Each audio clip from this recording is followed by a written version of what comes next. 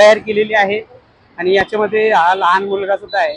Pune need oxygen Bhosale तुम्ही बघू शकता की हे सगळे झाडांचे नाव आहे. ते झाडे कट करण्यात येणार आहे आणि आजूबाजूला इथे सगळी ह्युमन चेन बनलेली आहे हे झाडे वाचवण्यासाठी. तुम्ही बघू शकता की रस्ता विस्तारीकरणासाठी हे झाडे वाचवण्याची ह्युमन चेन बनलेली आहे.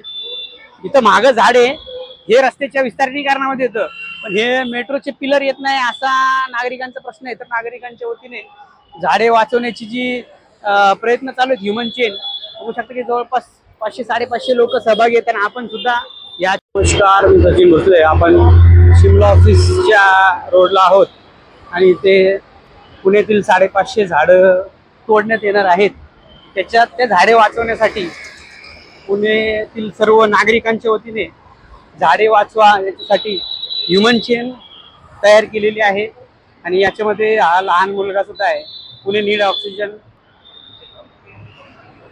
आणि ज्येष्ठ नागरिक सुद्धा आहेत याच्यामध्ये. आपण सुद्धा सहभागी आहोत या झाडे वाचवा मोहीम मध्ये. तुम्ही बघू शकता की बरेच नागरिक याच्यामध्ये सहभागी आहे आणि काही झाडे वाचवणे म्हणजेच देश वाचवणे, पर्यावरण वाचवणे. तुम्हाला मोफत ऑक्सिजन मिळतं, पण त्या मोफतची किंमत नागरिकांना कळाली पण प्रशासनाला नाही कळाली आणि ते प्रशासन जे त्याच्या विरोधात हे नागरिक शांततेत ह्युमन चेनचं आयोजन केलेलं आहे. तुम्ही पाहू शकता आपले मित्र सुद्धा आहेत. 550 झाडं वाचवायची आहेत आपल्याला आणि ही चिमुकली सुद्धा झाडे वाचवण्यासाठी आलेली आहेत. ज्येष्ठ नागरिक आहेत, सर्व वयाचे नागरिक याच्यामध्ये झाडे वाचवण्यासाठी आलेले आहेत. तसेच तरुण कार्यकर्ते सुद्धा आहेत. झाडे वाचवा, झाडे जगवा. तरुण मंडळी, कॉलेजचे स्टुडंट, शाळेचे विद्यार्थी,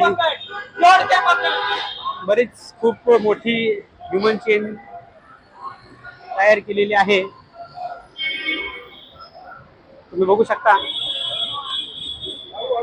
की ह्युमन चेन शिमला ऑफिस पासून ते खूपच लांब आहे. ही ह्युमन चेन